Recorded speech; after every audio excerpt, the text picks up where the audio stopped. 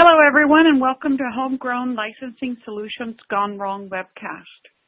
Before we get started, please let me apologize for the late start. It was due to technical difficulties, and I hope it wasn't too much of an imposition for anyone that's been waiting to hear what lessons learned and tips for moving forward we have to offer. Our presenter today is Niles Leisty, and he is one of our SafeNet technical support engineers, lead technical support engineers. This webcast is a result of years of gathering knowledge from companies large and small who have run into issues either scaling, protecting, or remodeling their homegrown licensing solutions, or trying to accommodate to new business models such as SaaS.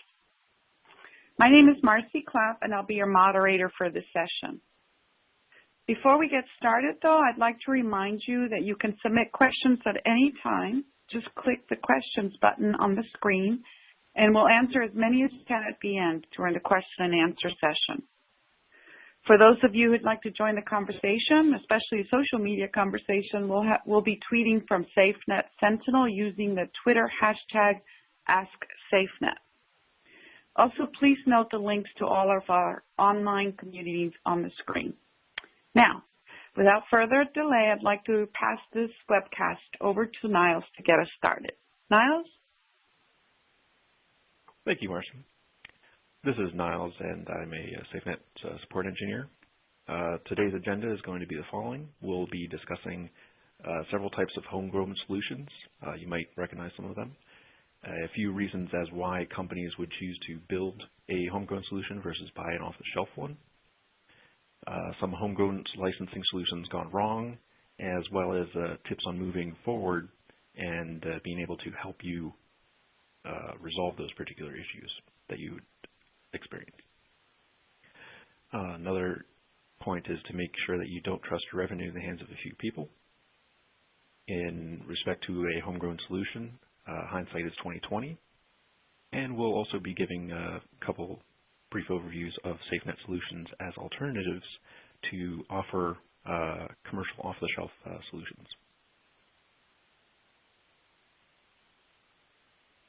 There are three basic types of homegrown solutions for licensing protection.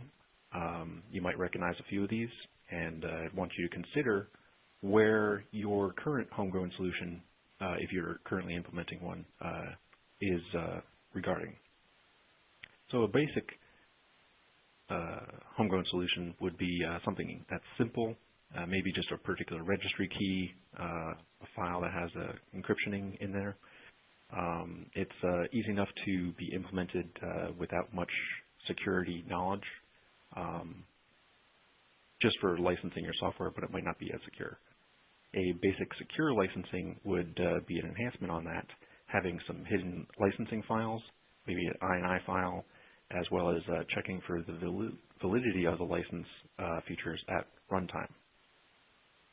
A robust secure licensing model would have a lot of back-end IT support for activation servers, online communications as well.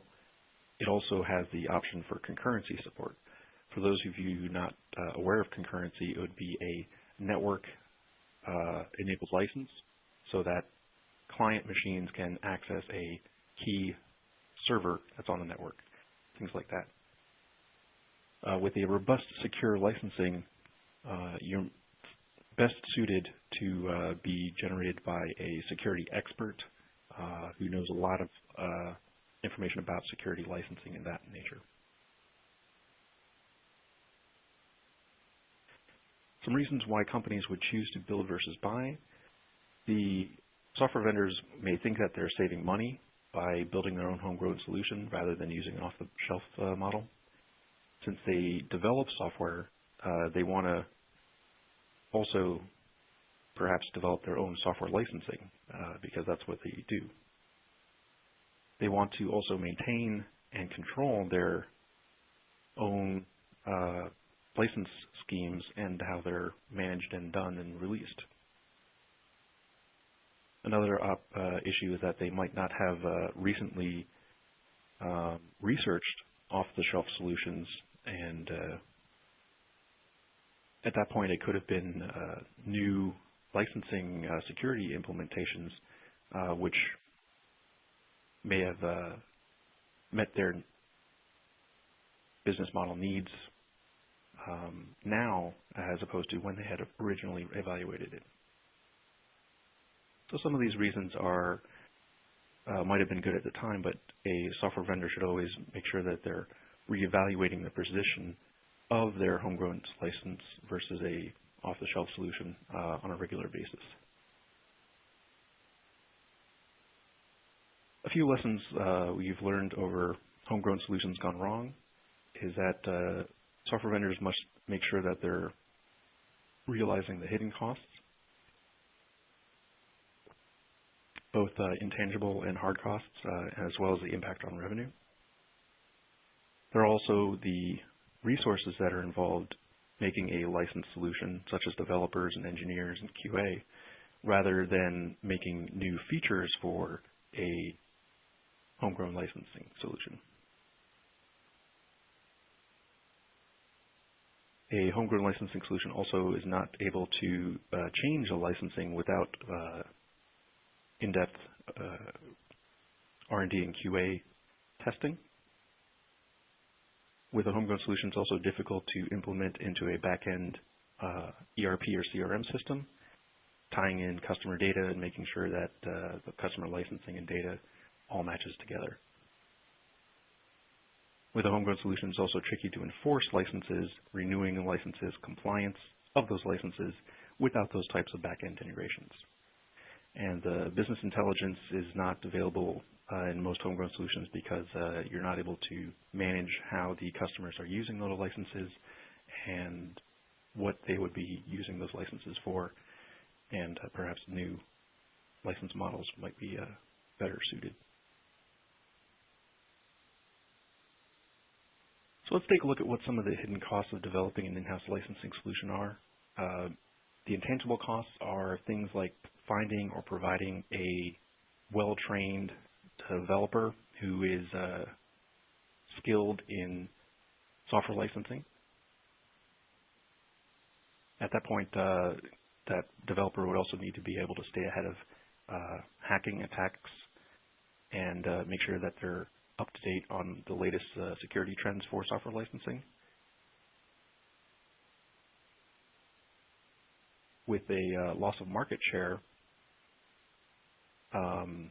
due to the fact that it's taking too much time to develop a software license homegrown solution features rather than more features for your own software. That would also dilute your roadmap content and making it trickier for you to get ahead of your competition by not releasing your own software features. And at that point, you're making more resources towards software licensing than perhaps actually for your software.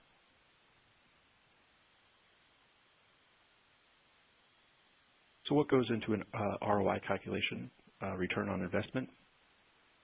Basically, there's two main areas, the license and entitlement management and then the revenue impact.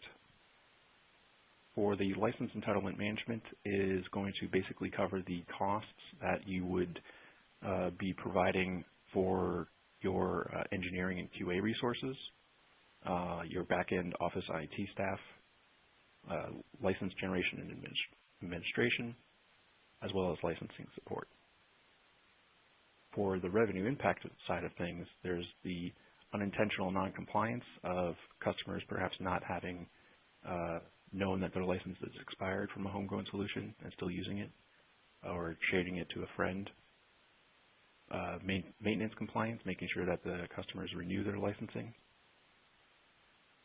Revenue impact of having new license models available, as well as software piracy would impact revenue. And marketing for marketing customers to be able to access and fully utilize your licensing solutions. For this particular example of an ROI calculation, we'll make a few assumptions. The example we're having is that a software license company is going to have an annual license revenue of $10 million with a industry standard 30% license renewal, which would be $30 million.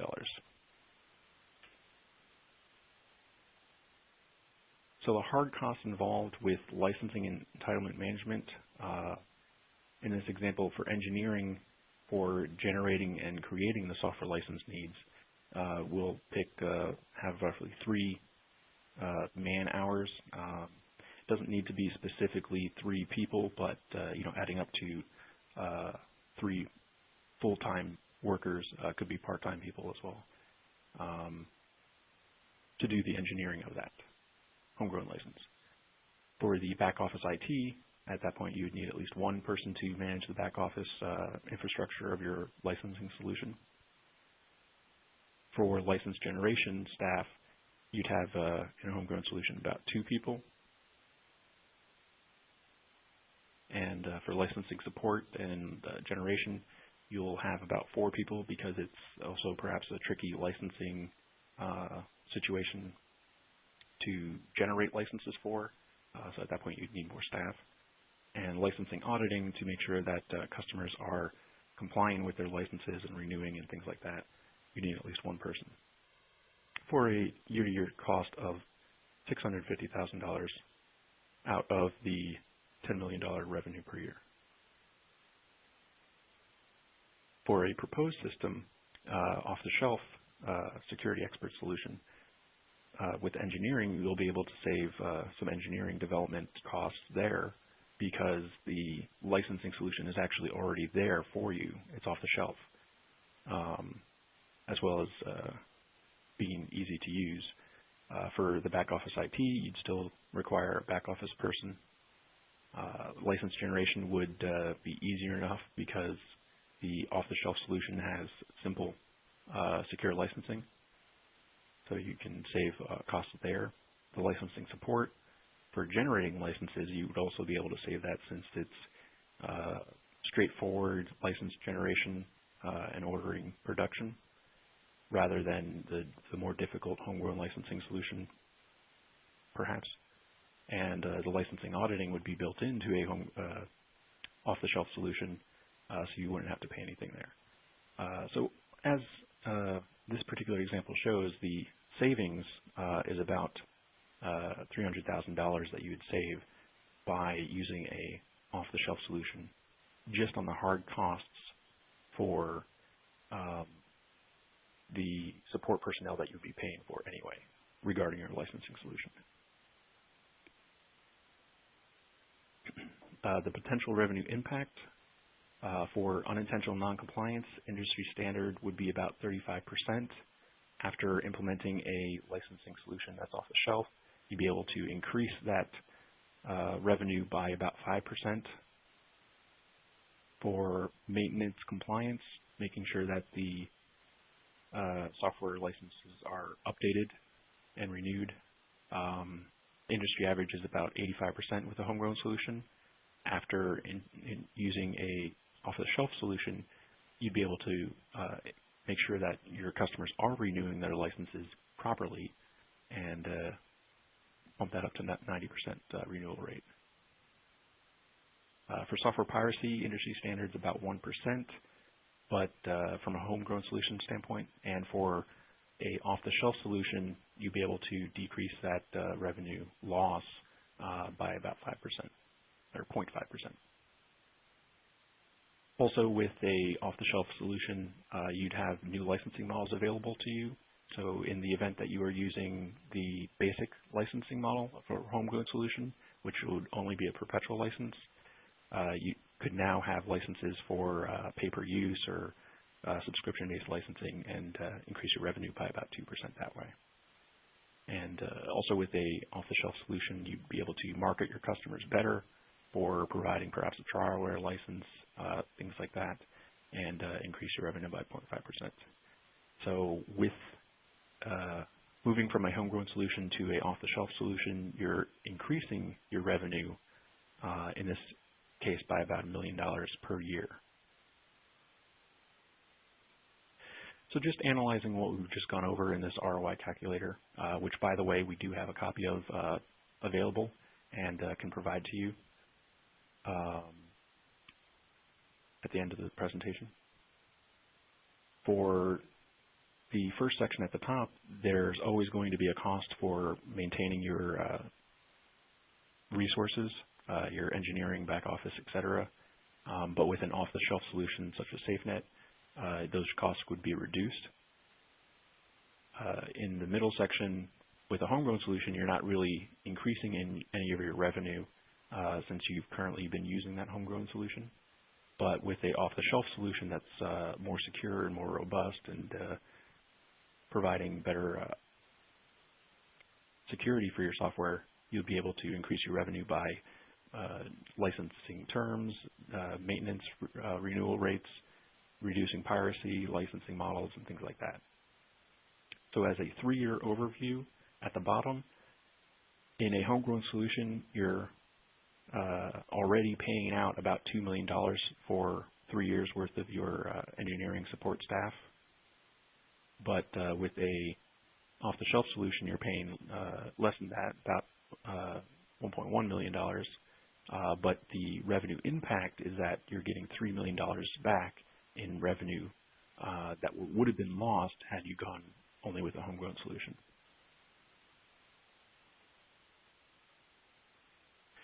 So just to recap and expand on what we've just gone over with this ROI calculation, the red section is a company that has $50 million worth of license revenue.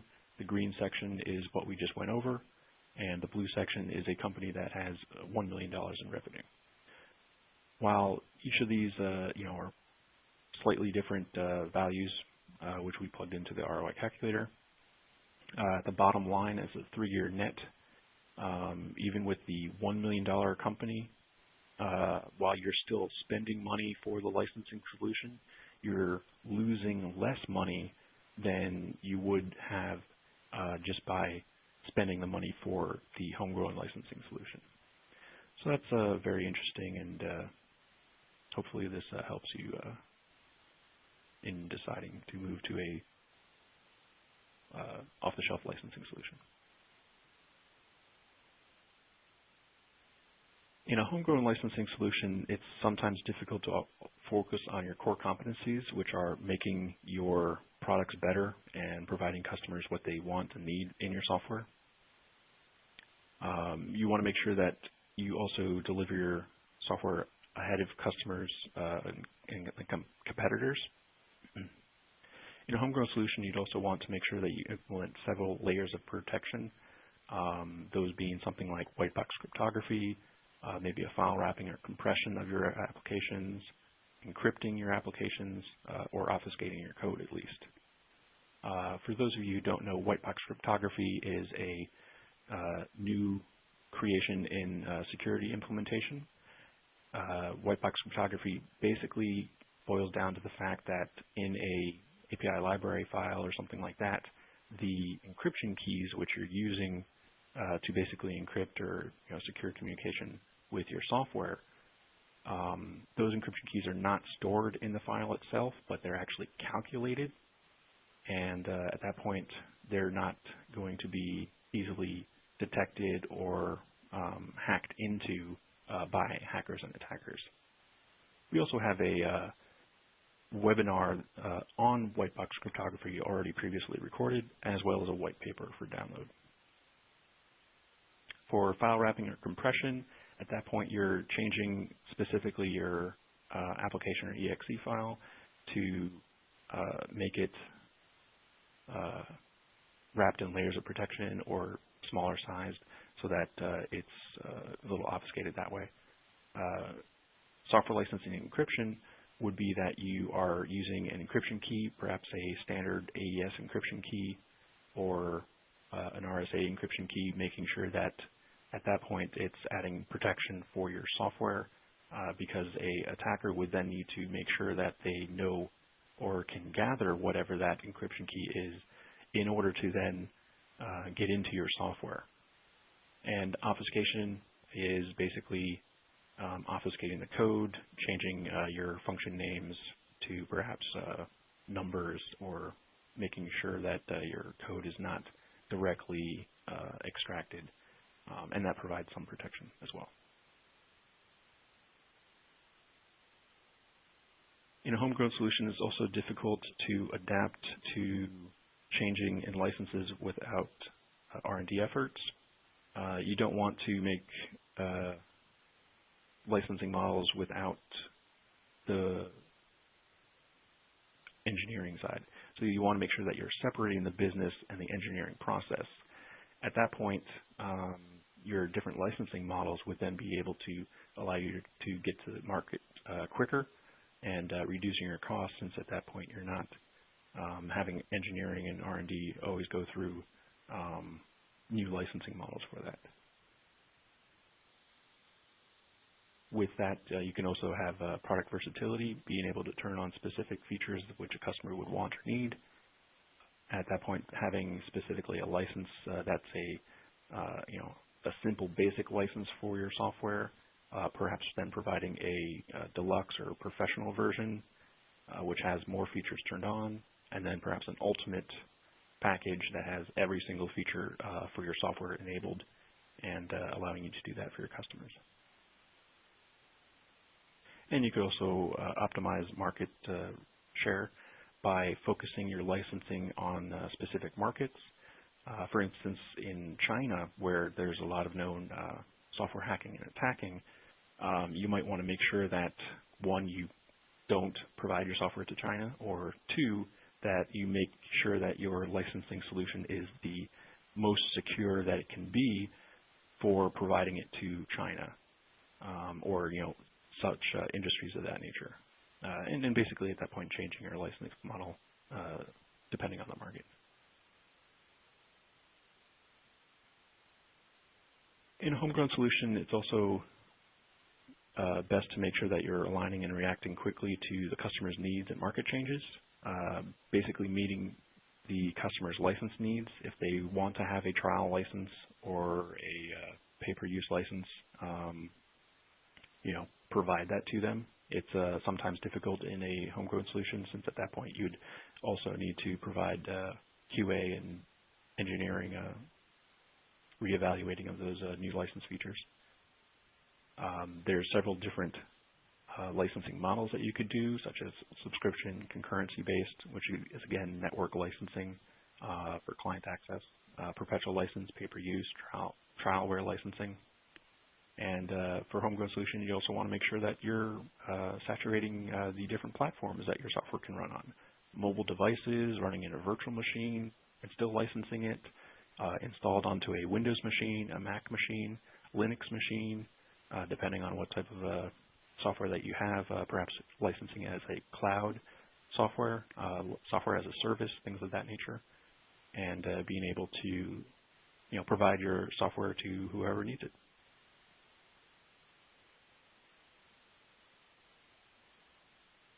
And a great feature to have in a homegrown solution is a back office integration, because that will provide a unified entitlement management platform, basically maintaining your customers' licensing needs as well as their customer data and record information all into one system, such as a CRM or ERP system, making sure that you're gathering the information that will help the customer need and want to increase their license usage. With having integration into a back office, it will also help you give business intelligence to your licensing needs. And business intelligence basically is meaning that you're going to be closer to the customers. You make sure that you know what the customer's requirements are for your software or for your software licensing. You'll be able to track and monitor the software, the customer license usage, as well as you'll also try to get info on content and licensing needs for the customers. So basically with business intelligence and integrating with the back-end office, your marketing team, the product manager, tech support, sales will all know what the customer has for licensing, who they are, and be able to manage and support them a lot better. Business intelligence is basically having the right information at the right level at the right time. In a homegrown solution, you also want to make sure that you're protecting your revenue, making sure that you're enforcing compliance, reducing piracy by making sure it's a secure licensing solution, protecting your intellectual property, as well as reducing misuse.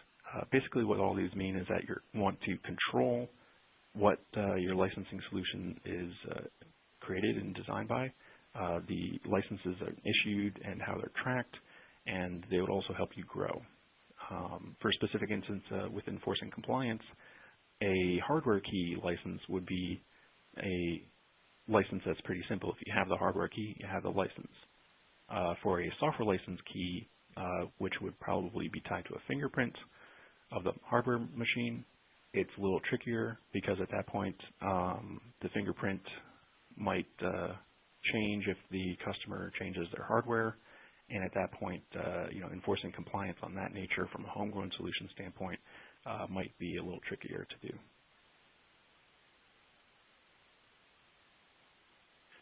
So in my personal experience, the most important aspect of homegrown solutions is not to trust your revenue in the hands of a few people, because just consider what a disgruntled employee would do. Some developer has created a software licensing solution for you. Perhaps it's also a very complicated licensing solution. At that point, maintaining their job security, and this very complicated licensing solution, would then be able to have difficulty when they leave, perhaps forcibly or over time they just leave, and at that point it would be very difficult for a company then also without developer solution documentation to step forward and move from that homegrown licensing solution to even add a new feature or move from that to perhaps a off-the-shelf solution. So most software license companies who do use homegrown solutions would basically just implement it once, and at that point, if it's not broke, don't fix it type of mentality. So they would also make sure that it might not be secure enough from that single implementation. So that at that point, you'd also want to make sure that you're reevaluating your licensing needs and protection versions, over time, because something that has been around for about 10 years or so for security aspects, might be outdated, in 6 months from now. So it's something to think about, and make sure you do. In a homegrown solution, of course, hindsight is 20/20. You want to make sure that you're focusing on your core competencies, which is making your own software rather than a software licensing solution. You want to make sure that you're maintaining your competitive edge by developing your own software's features rather than using R&D resources to evaluate new licensing models, things of that nature. You want to ensure your revenue growth by perhaps increasing your licensing types and licensing models and back-end integration, things of that nature. You want to constantly upgrade your protection scheme because security is constantly changing in the market. With faster and faster computers, it comes easier and easier to even brute force attack software protection. And from hindsight, on a homegrown solution, you could also save time and effort and cost by going with a proven off-the-shelf technology.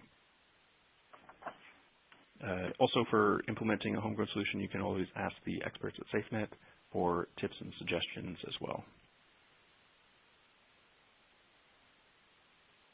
As well as here we have a few examples of SafeNet secure, robust solutions as an alternative to homegrown solutions, such as professional services to implement your licensing needs into perhaps your back-end systems, things like that.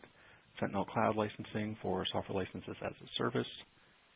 Sentinel EMS is a web-based entitlement management system. Sentinel RMS is a flexible enterprise-grade licensing toolkit. And Sentinel LDK is just an out-of-the-box licensing security solution. And at that point, I'll take any questions and pass it over to Marcy. Thank you, Niles. That was a great presentation. I certainly hope that our audience doesn't think about you as a Monday morning quarterback. But anyway, that's what we're here for, right? So let's see. We have some questions, I think. I'm checking to make sure they have. Yes, I have a couple of questions for you. The first question is from our audience. It says, what is the minimum level of security the company should incorporate into an in-house licensing solution? Okay. At that point, I would say that encryptioning of your software would be the best minimal level of security protection, because at that point, encrypting your software, still has those encryption keys, which would be secret, and it provides a much better protection against your software from being attacked and things like that, rather than only obfuscating your code or simple basic licensing. Okay, great. Let's see. The second question is, how can I assess the scalability of my current solution? At that point, assessing the scalability of your current solution for homegrown licensing, you could ask a SafeNet engineer, and they would be able to take a look at how you're currently licensing your software, and perhaps provide suggestions on moving forward, or using one of our products as well. Okay. Let's see. I'm going to check on our social media and see if we have any questions coming in, so we can make sure we take care of everyone. Okay, replacing a homegrown system is expensive. How long until I see the ROI? At that point,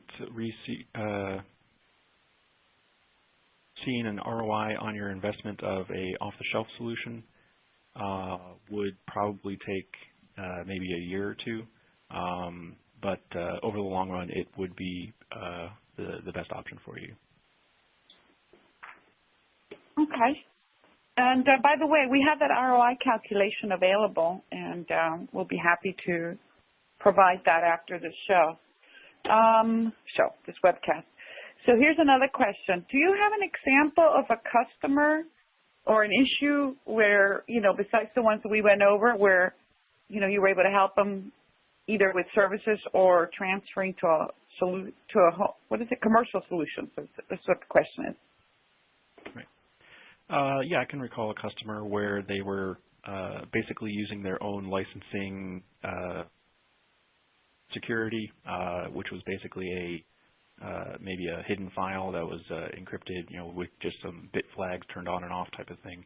At that point, we were then able to help them, still, so that they didn't lose all that development work of their own licensing solution. We were able to kind of take that configuration bit flag file and actually implement it into our licensing solution as well, and some of the memory there, and help them move forward and bridge towards using our updated solutions. Okay. I think we have time for two more questions. So the next question is, do your licensing solutions support Android? If so, do you support licensing on the underlying Linux environment? For Android support, I would have to double check on that, but I believe we will probably be coming out with that in the future. As for Linux support, we do have licensing software solutions for Linux, such as Ubuntu, Red Hat, things like that. For mobile Linux, I'd have to double check on that. Okay. I know who asked the question, so I'll be in touch with them directly once you let me know what the answer is, okay? And the last question is, how long would it take to implement commercial solutions such as SafeNet? For implementing a commercial solution as SafeNet, depends on how in-depth your licensing needs would be. For a simple, file wrapping of your application that's encrypted and protected, looking for licenses, I could say that probably be up in about 2 days or so, plus whatever QA cycles that you would need for your software. If you're doing both the file wrapping as well as a low-level API implementation to turn on and off and select many different features and things like that, That would probably require a little more effort, maybe 2 weeks, plus the additional then QA and R&D testing. Okay, great. I just want to triple check that there's no more questions from the from Twitter or from any of our social media channels, and I don't see anything else. So, thank you very much, Niles. We both want to thank you for attending this webcast. We hope that you have a great rest of your day. If you're interested in the ROI Niles referred to in the presentation, or for that matter, any of the white papers regarding the Whitebox Cryptography, my email address is on the last slide, and I'll be happy to send it to you. Just drop me an email or submit a question through the system, and I'll be happy to respond. So thank you very much, and this concludes today's session. Thank you, Niles. Thank you. Bye. Bye-bye.